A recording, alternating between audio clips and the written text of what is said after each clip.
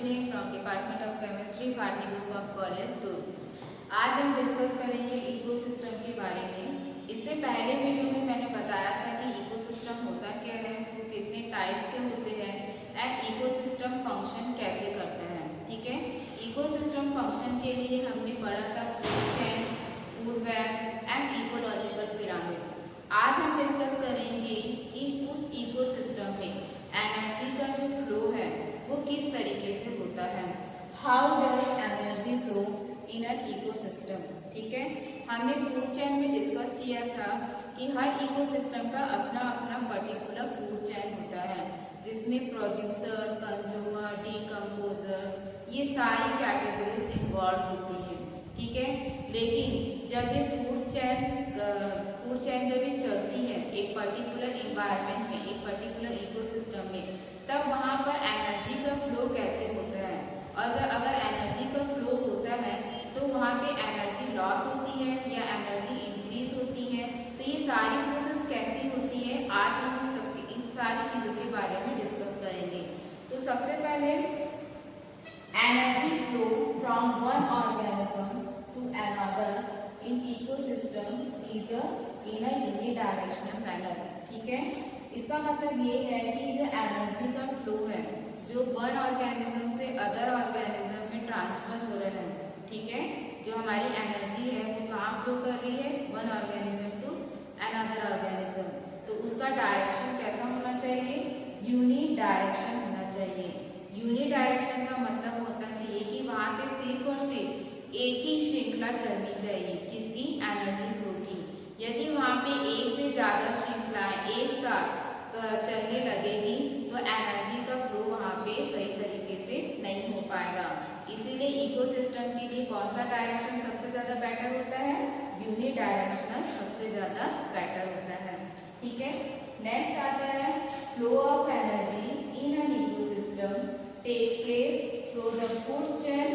ठीक है, ये जो एनर्जी का फ्लो है वो इकोसिस्टम में किसके द्वारा प्रोवाइड कराया जाता है, फूड चेन के द्वारा प्रोवाइड कराया जाता है। आप सभी जानते हैं कि जब हम फूड लेते हैं तो उससे हमें क्या मिलती है, एनर्जी मिलती है। और यही energy one organism to other organism में क्या होती है, फूड के थ्रू ट्रांसफर होती जाती है। तो इसका मतलब ये हुआ कि हमारा जो एनर्जी फ्लो है वो किसके ऊपर डिपेंड करता है, फूड चेन के ऊपर डिपेंड करता है। नेक्स्ट आता है unlike the nutrients like carbon, nitrogen, phosphorus which move in a cyclic manner and are reused by the producer after flowing through the food chain. Energy is not used in food chain. इसका मतलब ये हुआ कि जब ये energy का flow होता है तो एनर्जी फ्लो होने के साथ साथ यहाँ पे न्यूट्रिशन होते हैं उनका भी क्या होता है, one organism to another organism में ट्रांसफर होता है। जैसे कि कार्बन, नाइट्रोजन, फास्फोरस, ऐसे बहुत सारे इसेंशियल एलिमेंट्स हैं जो एज ए एनर्जी के साथ एक ऑर्गेनिज्म से दूसरे ऑर्गेनिज्म में ट्रांसफर किए जाते हैं। ठीक है, जब ये न्यूट्रिशन ट्रांसफर होते हैं, ठीक है, तो ये न्यूट्रिशन क्या होते हैं, रीयूज्ड होते हैं। रीयूज्ड कैसे होंगे, आप जानते हैं कि पहले हमारा क्या रहता है, प्रोड्यूसर से कहाँ जाएंगे, कंज्यूमर से डीकम्पोजर। ठीक है, प्रोड्यूसर जिससे हमने एनर्जी ली, एनर्जी कौन देगा, कंज्यूमर देगा, किस फॉर्म में, फूड के फॉर्म में। फिर कंज्यूमर से कौन फूड लेगा, डीकम्पोजर, किस फॉर्म में, एनर्जी के फॉर्म में। ठीक है, फिर एक टाइम के बाद जब वो डेड हो जाते हैं, ठीक है, डेड होने के बाद हमें डीकम्पोज करने का काम कौन करता है, माइक्रो ऑर्गेनिज्म करते हैं। तो माइक्रो ऑर्गेनिज्म क्या करते हैं, उसे simple to complex to simple organic form में कन्वर्ट कर देते हैं। तो उस डेड ऑर्गेनिक मैटर में जितने भी एलिमेंट्स प्रेजेंट होते हैं वो वापस कहाँ चले जाते हैं, अर्थ में चले जाते हैं। जिसे कौन एब्जॉर्ब करते हैं, प्लांट एब्जॉर्ब करते हैं for the growth and other metabolic activities. Then again फिर प्रोड्यूसर, फिर कंज्यूमर, देन डीकम्पोजर। तो इसका मतलब जो जितने भी हमारे न्यूट्रिएंट्स हैं वो क्या होते जाते हैं, रीयूज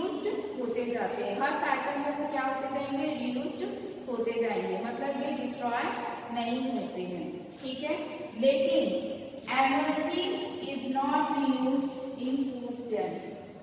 एनर्जी रीयूज्ड नहीं हो सकती। क्यों नहीं हो सकती? हम सभी जानते हैं प्रोड्यूसर, सपोज मान लीजिए इसके पास 100% एनर्जी है, ठीक है। प्रोड्यूसर को खाने का काम कौन करेंगे? हर्बीवोरस, सब ठीक है, कार्निवोरस, ये क्या करेंगे? प्रोड्यूसर्स को खाने का काम करेंगे। तो प्रोड्यूसर्स में प्रोड्यूसर के द्वारा उनमें कितनी एनर्जी ट्रांसफर होगी? सपोज 50% एनर्जी क्या होगी वहाँ पे ट्रांसफर हो गई, ठीक है। अब वो एनर्जी कहाँ पर जाएगी? कार्निवोरस के पास जाएगी। कार्निवोरस में कितनी गई? सपोज मान लीजिए 30% चली गई। 30% से फिर वो किसके पास जाएगी? डीकंपोजर में जाएगी। तो डीकंपोजर के पास कितनी एनर्जी रह जाएगी? 10% एनर्जी रह जाएगी, ठीक है। तो क्या ये एनर्जी दोबारा रीयूज हो सकती है क्या? नहीं हो सकती है, क्योंकि जब ये energy continuous one organism to another organism में ट्रांसफर होती जाती है, तो एनर्जी का जो कॉन्सेंट्रेशन होता है वो धीरे धीरे क्या होता जाता है? डिक्रीज होता है।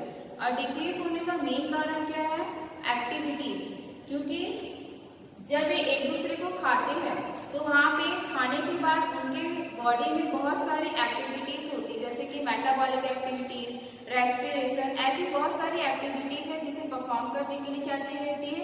एनर्जी चाहिए रहती है। तो वो आगे हाफ एनर्जी जो होती है वो कहाँ यूज हो जाती है?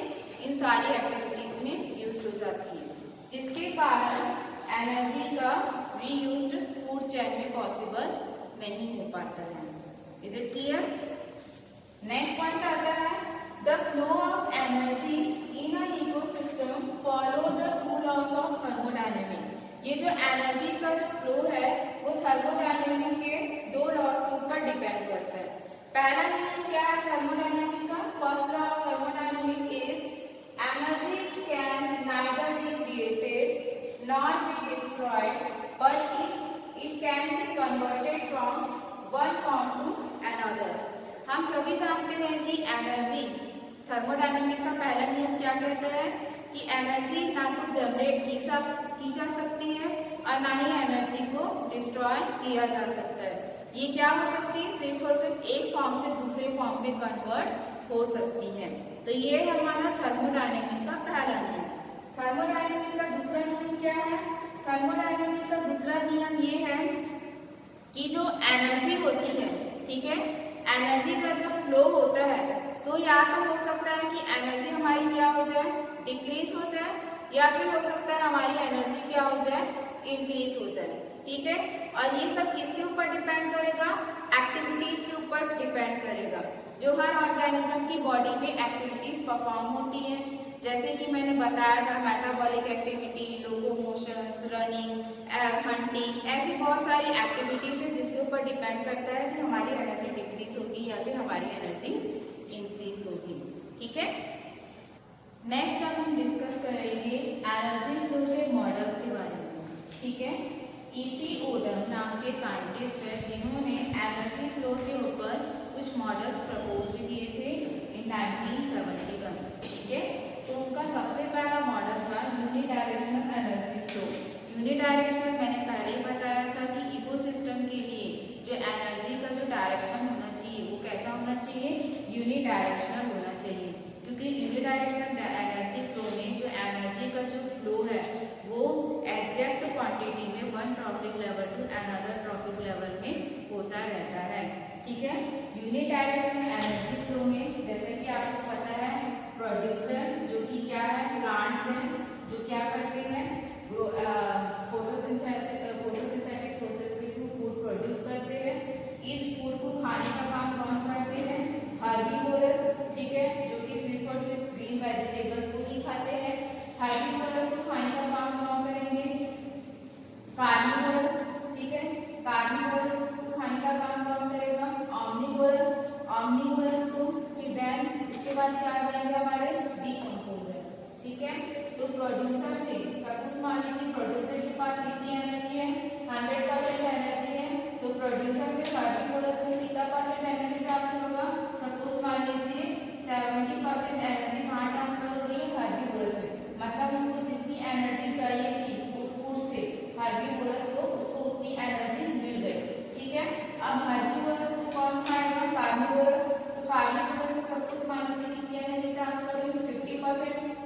आर्मिवोरस को उसके द्वारा जो एनर्जी मिलनी चाहिए थी जिस अमाउंट में, उसको वो एग्जैक्ट अमाउंट में एनर्जी मिल गई। देन आर्मिवोरस की कितनी ट्रांसफर होगी, मान लीजिए 30%। तो आर्मिवोरस को भी अपने अकॉर्डिंग उस अमाउंट में एनर्जी मिल गई जितनी उसको रिक्वायर्ड थी। देन आगे डिकम्पोजर्स में हमको क्या चाहिए, माइक्रो ऑर्गेनिज्म। तो माइक्रो ऑर्गेनिज्म को सबसे मान लीजिए कितनी एनर्जी ट्रांसफर होगी, 50% एनर्जी ट्रांसफर होगी, ठीक है। तो इतनी एनर्जी माइक्रो ऑर्गेनिज्म के लिए रिक्वायर्ड है for the decompose of dead organic matter और वेस्ट मैटर, ठीक है। तो ये जो यूनिडायरेक्शनल एनर्जी फ्लो होता है वो बेस्ट डायरेक्शन होता है for the flow of energy in exact ecosystem और इन एग्जैक्ट ट्रॉपिक लेवल्स, ठीक है। तो ये था हमारी यूनिडायरेक्शनल एनर्जी फ्लो। एक और चीज ध्यान में रखनी चाहिए कि जब एनर्जी का फ्लो होता है, ठीक है, तो एनर्जी फ्लो होने के कारण कुछ एनर्जी क्या हो जाती है, लॉस्ट हो जाती है, और कुछ एनर्जी क्या हो जाती है उस दूसरे ट्रॉपिक लेवल के पास स्टोर रह जाती है, ताकि वो क्या कर सके, अपना प्रोडक्शन कर सके। प्रोडक्शन जैसे कि अपनी जो अदर एक्टिविटीज है, जैसे कि मेटाबॉलिक एक्टिविटीज हो गई, रेस्पिरेशन हो गया, तो इन सारी एक्टिविटीज के लिए इसको क्या चाहिए, एनर्जी चाहिए। तो वो पर्टिकुलर वो ट्रॉपिक लेवल क्या करता है, अपने पास कुछ एनर्जी स्टोर करके रखता है फॉर अदर एक्टिविटीज, ठीक है। तो ये है हमारा यूनिडायरेक्शनल एनर्जी फ्लो। सेकेंड आता है single channel energy flow model. Single channel का मतलब होता है कि एक चैनल के फॉर्म में, ठीक है, सिंगल चैनल के फॉर्म में क्या होती है, एनर्जी का फ्लो होता है, ठीक है। अब आगे देखिए, मैंने एक डायग्राम को ड्रॉ किया है। तो यहाँ पे आप देख सकते हैं ये सनलाइट है, ठीक है। आई का मतलब होता है सोलर एनर्जी, ठीक है। सनलाइट, सन से क्या मिलेगी, हमें सोलर एनर्जी मिलेगी। सोलर एनर्जी को कौन अब्सॉर्ब करेगा, प्रोड्यूसर्स अब्सॉर्ब करेंगे, जो कि फोटोसिंथेसिस की प्रोसेस के थ्रू क्या करेंगे, अपना फूड प्रोड्यूस करेंगे, ठीक है। फूड प्रोडक्शन जो होता है वो या तो ग्रॉस प्रोडक्शन हो सकता है या फिर नेट प्रोडक्शन भी हो सकता है। तो होता है क्या, सबसे पहले ग्रॉस प्रोडक्शन होता है, मतलब जब वो सनलाइट को एब्जॉर्ब करता है, तो सनलाइट एब्जॉर्ब करने के कारण वो हायर अमाउंट में पहले क्या करता है, फूड का फॉर्मेशन करता जाता है। लेकिन जैसे जैसे सनसेट होता जाता है, सनसेट होने के बाद जो सन मिलती है, सन की जो रेंज होती है वो क्या हो जाती है, डिक्रीज हो जाती है। तो उस रेंज में वो क्या करता है, प्लांट नेट प्रोडक्शन करता है, मतलब कम अमाउंट में फूड का फॉर्मेशन करता है, लेकिन ये प्रोडक्शन क्या करेगा, कंटिन्यूअस करता रहता है, ठीक है। तो इस तरीके से प्रोड्यूसर्स ने क्या किया, फूड का फॉर्मेशन किया। फूड का फॉर्मेशन करने के बाद जो अगला ट्रॉपिक लेवल है, कौन सा ट्रॉपिक लेवल है हमारा, हर्बीवोरस। हर्बीवोरस आप सभी जानते हैं किसको खाने का काम करते हैं, प्रोड्यूसर्स को, ठीक है। तो जब ये प्रोड्यूसर को खाएंगे तो प्रोड्यूसर से कुछ एनर्जी किसको ट्रांसफर हो जाएगी, हर्बीवोरस को ट्रांसफर हो जाएगी, ठीक है। देन हर्बीवोरस को खाने का काम करेंगे कार्निवोरस, तो हर्बीवोरस से कुछ एनर्जी कहाँ ट्रांसफर हो जाएगी, कार्निवोरस में ट्रांसफर हो जाएगी। इस तरीके से ये प्रोसेस क्या होती है, एक सिंगल चैनल के फॉर्म में कंटिन्यूअस चलते रहती है। लेकिन इस एनर्जी मॉडल में हमें कुछ चीजें देखनी है। सबसे पहले आप यहाँ देख रहे हैं, यहाँ पे मैंने लिखा है NU, ठीक है। NU क्या होता है, एनर्जी नॉट यूज्ड। NU जो है वो साइन किसको डिनोट करता है, एनर्जी इज नॉट यूज्ड, मतलब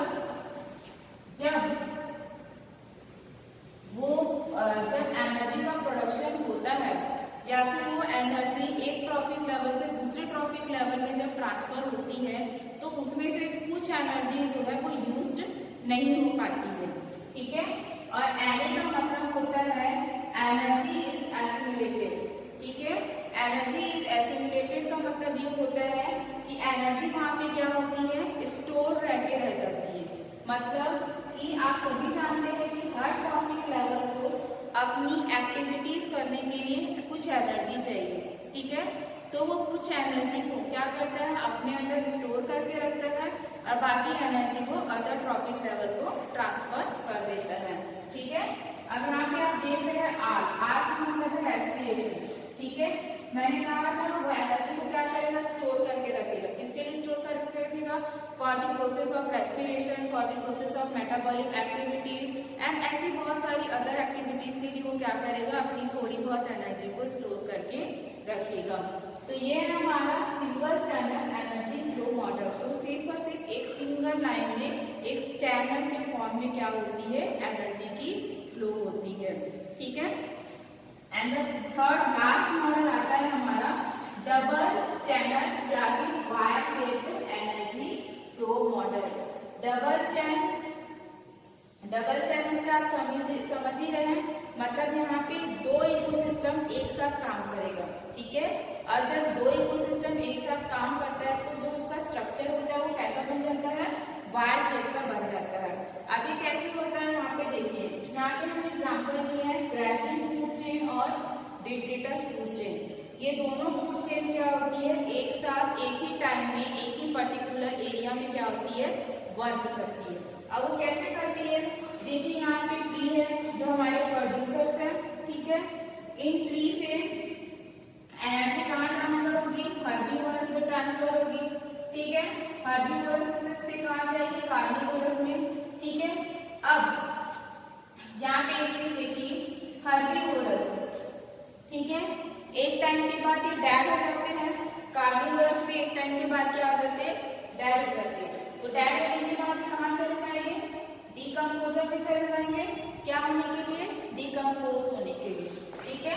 दूसरी चीज, इस प्लांट्स के जो डेड पार्ट्स होते हैं, जैसे कि डेड लीव्स हो गई, ठीक है, डेड स्टेम्स हो गए, जो पौधों से जो पत्तियां झड़ती है, फूल झड़ते हैं, पत्ते झड़ते हैं, फल झड़ के नीचे गिर जाते हैं, वो एक टाइम के बाद क्या होते हैं, डेड हो जाते हैं। तो वो क्या कहलाते हैं, लीडर कहलाते हैं। ठीक है। तो वो लीडर भी क्या हो गया, डिकम्पोजर है। अब उन सबको, इन लीडर्स को, हर्बीवोरस को, कार्निवोरस को, सबको डिकम्पोज करने का काम कौन करेगा, कार्निवोरस करेंगे, सॉरी माइक्रो ऑर्गेनिजम्स करेंगे। ये माइक्रो ऑर्गेनिज्म क्या करते हैं, उन्हें डिकम्पोज करके किसमें कन्वर्ट कर देते हैं, यूजफुल न्यूट्रिएंट्स में कन्वर्ट कर देते हैं। तो ये जो न्यूट्रिएंट्स है वापस कहाँ चले जाते हैं, प्लांट्स के पास चले जाते हैं, जिससे प्लांट्स सॉइल के थ्रू एब्जॉर्ब करके अपनी ग्रोथ को क्या करते हैं, इनहेंस करते हैं। ठीक है। तो यहाँ पे इस तरीके से दोनों साइकिल एक साथ क्या होती है, परफॉर्म होती है। ठीक है। ऐसी बहुत सारी साइकिल्स है, ऐसी बहुत सारे फूड चेन्स है जो कि डबल चैनल फूड चेन को परफॉर्म करते हैं। और जब हम इसका स्ट्रक्चर बनाते हैं तो आप देख रहे हैं इसका स्ट्रक्चर कैसा बन गया है, वायर शेप स्ट्रक्चर बन गया है। तो ये थे हमारे ओडम के 3 model for the flow of energy in an ecosystem. हमारा नेक्स्ट टॉपिक आता है इकोसिस्टम के अंदर, वो है इकोलॉजिकल सक्शन।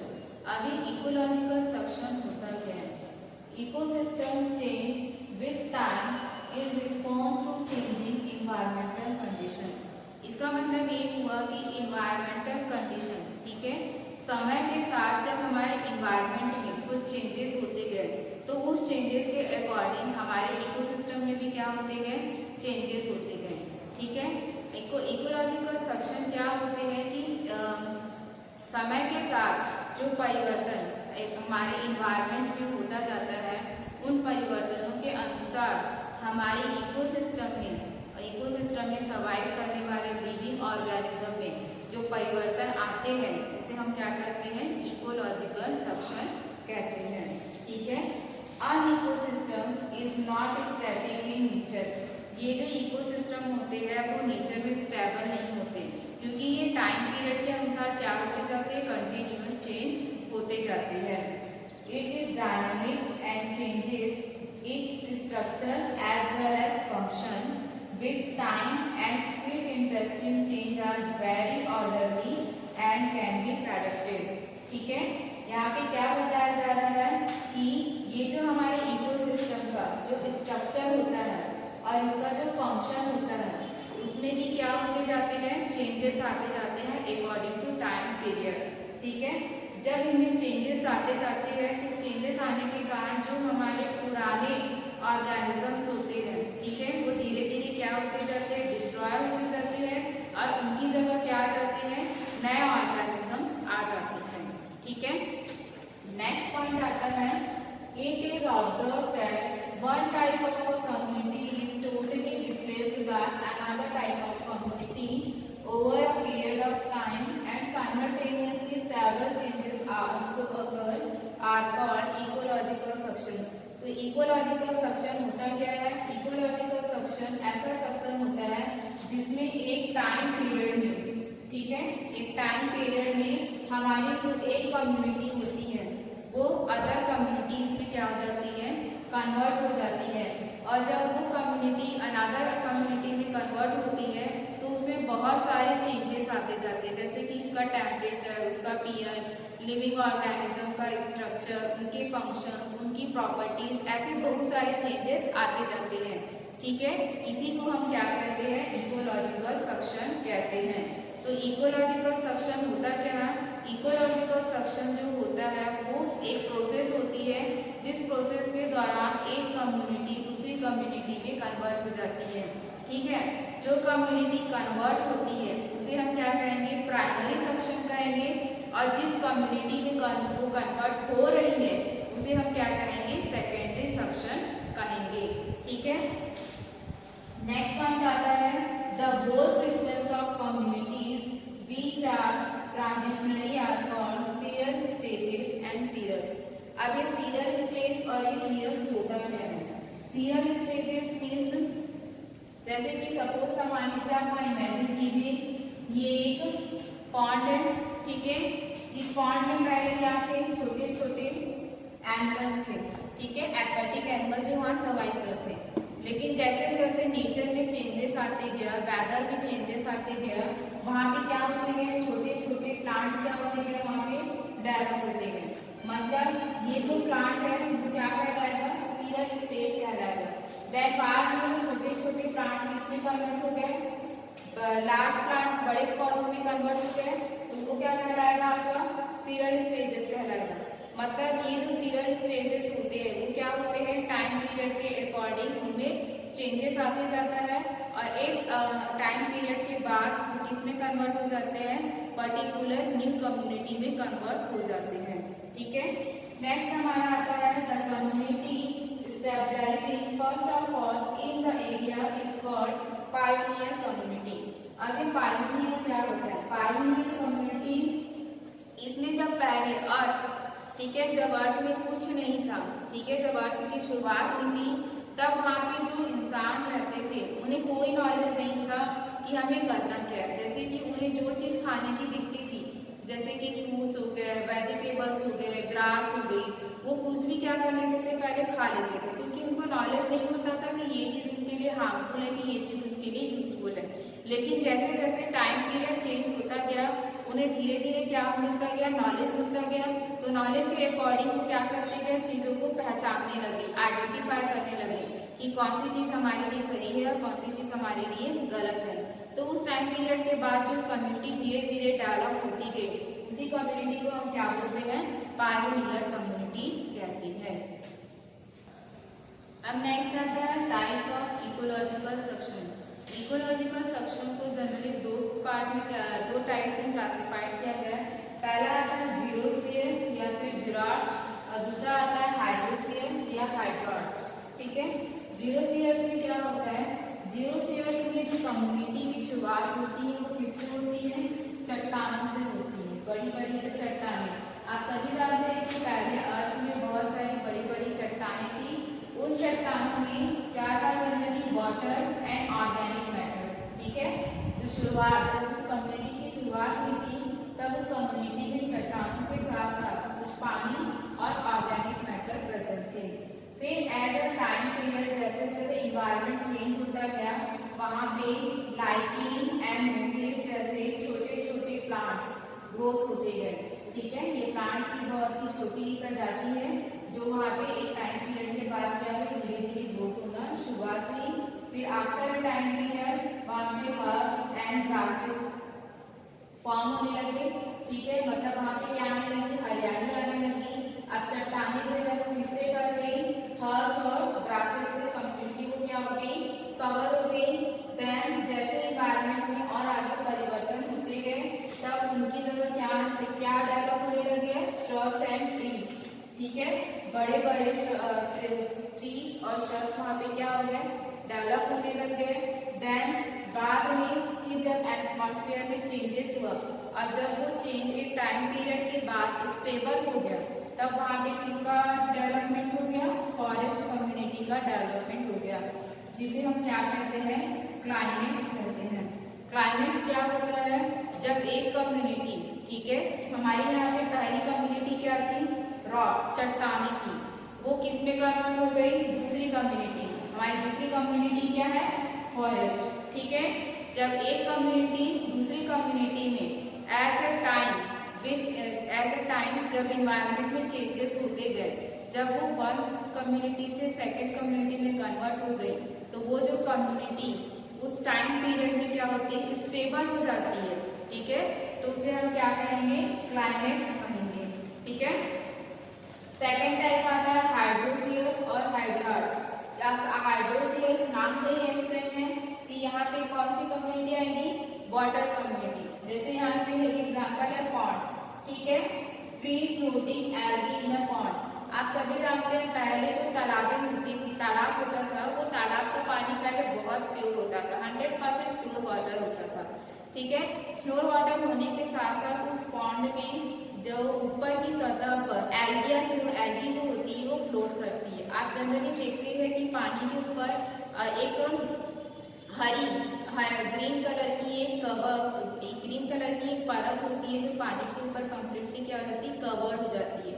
वो जो ग्रीन कलर की परत होती है उसे हम क्या कहते हैं, एल्गी कहते हैं, जो कि फ्री फ्लोटिंग होती है, ठीक है। तो उस समय जो कम्युनिटी थी, पॉन्ड की, वो पहली कम्युनिटी क्या थी हमारी, फ्री फ्लोटिंग एल्गी, ठीक है। जब एटमॉस्फेयर में चेंजेस होता गया, टेम्परेचर में चेंजेस आया, पीएच में चेंजेस आया, तब उन एल्गी की जगह क्या आ गया, rooted floating state with water and soil, ठीक है। मतलब वहाँ पे क्या हो गया, सॉइल की rooted floating state with water and soil. Then फिर आगे जब एटमॉस्फेयर में चेंजेस आते गए, तब उनकी जगह क्या आ गया, मार्सी स्टेज विद रेड्स। फिर जब अगेन इन्वायरमेंट में चेंजेस होते गए, तो उसकी जगह क्या हो गया, Woodland stage with shrub and trees, ठीक है।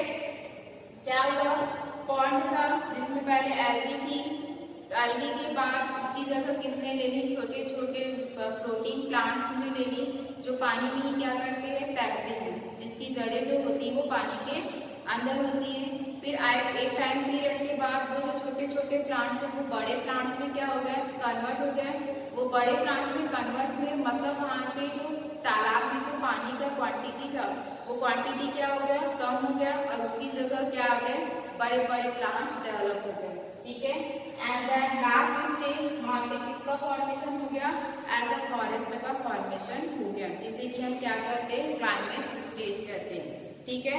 तो इस हाइड्रोस्फीयर में हमारी पहली कम्युनिटी क्या थी, एल्गी, ठीक है, और हमारी दूसरी कम्युनिटी क्या है, फॉरेस्ट। मतलब एक कम्युनिटी जब दूसरे कम्युनिटी में कन्वर्ट हो गई, तो उसे हम क्या करेंगे, नेक्स्ट हम डिस्कस करेंगे प्रोसेस ऑफ इकोलॉजिकल सक्शन की। अभी इकोलॉजिकल सक्शन प्रोसेस मतलब वर्क कैसे करता है, कैसे एक कम्युनिटी दूसरी कम्युनिटी में कन्वर्ट हो जाती है। तो इसके कुछ स्टेप्स हैं, म्यूटेशन, इन्वर्शन, कॉम्पिटिशन या coaction, reaction and the last stage is stabilisation. मैंने यहाँ पे एक स्ट्रक्चर ड्रॉ किया, आप देख रहे होंगे, ठीक है। तो पहली स्टेज हमारी क्या आती है, म्यूटेशन आती है। पहली स्टेज म्यूटेशन मतलब जो हमारी पहली कम्युनिटी थी, ठीक है, जैसे कि पॉन्ड, ये हमारी पहली कम्युनिटी जहाँ पे सिर्फ और सिर्फ एक्वेटिक एनिमल्स सर्वाइव करते थे, ठीक है। यहाँ पे एक्वेटिक एनिमल्स के अलावा अदर कोई भी स्पीसीज यहाँ पे सर्वाइव नहीं करती थी, ठीक है। तो ये है हमारी म्यूटेशन पहली स्टेज, जहाँ पे सिर्फ और सिर्फ क्या है, हमारे एक्वेटिक एनिमल्स है जो उस कम्युनिटी की पहली स्पीसीज थी, ठीक है। सेकेंड स्टेज आता है इन्वर्शन। इन्वर्शन का मतलब ये होता है कि जैसे जैसे एटमॉस्फेयर में चेंजेस आते गए, हमारे टेम्परेचर में चेंजेस आता गया, पीएच में चेंजेस आता गया, वहाँ की ह्यूमिडिटी बदलने लगी, सॉइल की प्रॉपर्टीज चेंज होने लगी, तो उस सब चीज़ों के साथ वहाँ पॉन्ड में क्या होने लग गया, प्लांट्स ग्रोथ करने लग गए, ठीक है। वहाँ पे मतलब क्या हो गई, वहाँ पे स्टार्ट हो गई। That process is called interaction. ठीक है। सेकेंड प्रोसेस हमारी क्या है, कॉम्पिटिशन और कोएक्शन। कॉम्पिटिशन आप नाम से ही समझ रहे होंगे कि वहाँ पे एक स्पीसीज दूसरी स्पीसीज के साथ क्या करती है, कॉम्पिटिशन करती है फॉर न्यूट्रिशन एंड मिनरल्स। ठीक है। तो यहाँ पे आप देख सकते हैं, यहाँ पे बहुत सारी स्पीसीज है। ठीक है। ये जो स्पीसीज होती है, चाहे वो इंटर स्पीसीज हो चाहे वो इंट्रा स्पीसीज हो। इंटर मतलब different types of species and intra मतलब सेम टाइप्स ऑफ स्पीसीज। जब ये स्पीसीज आपस में एक दूसरे से, चाहे वो इंटर हो या इंट्रा हो, फूड के लिए, मिनरल्स के लिए, एलिमेंट्स के लिए, जब एक दूसरे से क्या करती है, कंपटीशन करती है और अपनी ग्रोथ को क्या करती है, उस पर्टिकुलर इन्वायरमेंट में ग्रोथ करने की कोशिश करती है। तो ये थी हमारी थर्ड स्टेज, कंपटीशन। ठीक है। अब नेक्स्ट स्टेज आती है हमारी रिएक्शन। ठीक है। एक टाइम पीरियड के बाद जब वो स्पीसीज वहाँ पे स्टेबल हो जाती है ग्रोथ करने के लिए, तब वो वहाँ पे क्या करती है, अपना प्रोडक्शन करने लगती है, मतलब अपनी ग्रोथ को क्या करती है, इन्हेंस करती है और अपनी ही जैसे बहुत सारी स्पीसीज को वहाँ पे क्या करती है, डेवलप करती है। जब वो पर्टिकुलर स्पीसीज उस टाइम में स्टेबल हो जाती है तो उसके जो सीड्स होते हैं, उसके जो बॉडी पार्ट्स होते हैं, जैसे कि सीड्स हो गया, स्टेम हो गया, ये सारे क्या होते हैं, मिट्टी में गिरते हैं और मिट्टी में वो दोबारा क्या होते हैं, जर्मिनेट होते हैं और जर्मिनेट होकर वो सेम स्पीसीज का फॉर्मेशन करते हैं। तो इस तरीके से वो क्या करते हैं, वो पर्टिकुलर स्पीसीज अपनी क्वांटिटी को उस पर्टिकुलर एरिया में क्या करती है, इनहेंस करती है, इंक्रीज करती है। तो वो आ गया हमारा reaction. The last phase is stabilisation. Stabilisation में आप देख सकते हैं कि आखिरी स्टेज में जब वो पर्टिकुलर स्पीसीज अपनी ग्रोथ को इतना ज़्यादा बढ़ा लेती है कि वहाँ पे वो जो पॉन्ड है वो कम्प्लीटली किस में कन्वर्ट हो जाता है, फॉरेस्ट में कन्वर्ट हो जाता है। ठीक है। तो वो प्रोसेस क्या कहलाएगी, हमारी स्टेबलाइजेशन, जिसे कि हम क्या कहते हैं, क्लाइमैक्स भी कहते हैं। दूसरी चीज़ यहाँ पे ध्यान दीजिएगा कि यहाँ पे पहली कम्युनिटी में सिर्फ क्या थे, ट्रीज थे, लेकिन जब समय बदलता गया, पर्यावरण में चेंजेस होते गए, तो वहाँ पे क्या डेवलप होने लग गए, छोटे छोटे ट्रीज डेवलप होने लगे। ठीक है। छोटे छोटे प्लांट्स डेवलप होने लगे। तो ये जो स्टेज है, जिस स्टेज पे वो प्लांट्स डेवलप हो रहे हैं, उसे हम क्या कहेंगे, सीरस स्टेज कहेंगे। मैंने आपको पहले बताया था सीरस स्टेज होता क्या है, तो ये सीरस स्टेज है। फिर इन छोटे छोटे प्लांट्स की जगह क्या डेवलप होने लगे, लार्ज प्लांट डेवलप होने लगे और वहाँ पे ये जो एक्वेटिक एनिमल्स की क्वांटिटी क्या होने लगी, कम होने लगी। तो वो वहाँ पर क्या हो गया, सेकेंड सीरस स्टेज हो गया। फिर वो छोटे छोटे प्लांट्स किसमें कन्वर्ट हो गए, लार्ज प्लांट में कन्वर्ट हो गए। तो वहाँ पे क्या हो गया, इसका थर्ड सीरस स्टेज हो गया। फिर वो कम्प्लीटली किसमें कन्वर्ट हो गए, फॉरेस्ट में कन्वर्ट हो गए। वो हो गया हमारा फोर्थ सीरस स्टेज हो गया। और वो जो फॉरेस्ट है उस एनवायरनमेंट में, ठीक है, अगर स्टेबल हो जाता है तो वो स्टेज क्या कहलाएगी, क्लाइमैक्स कहलाएगी। तो इस तरीके से एक कम्युनिटी दूसरे कम्युनिटी में एक टाइम पीरियड के साथ स्ट्रक्चर और फंक्शन में क्या करती है, चेंज हो जाती है और नई कम्युनिटी का फॉर्मेशन करती है। तो ये था हमारा इकोलॉजिकल सेक्शन कि होता क्या है, इसकी प्रोसेस कैसे होती है। Thank you.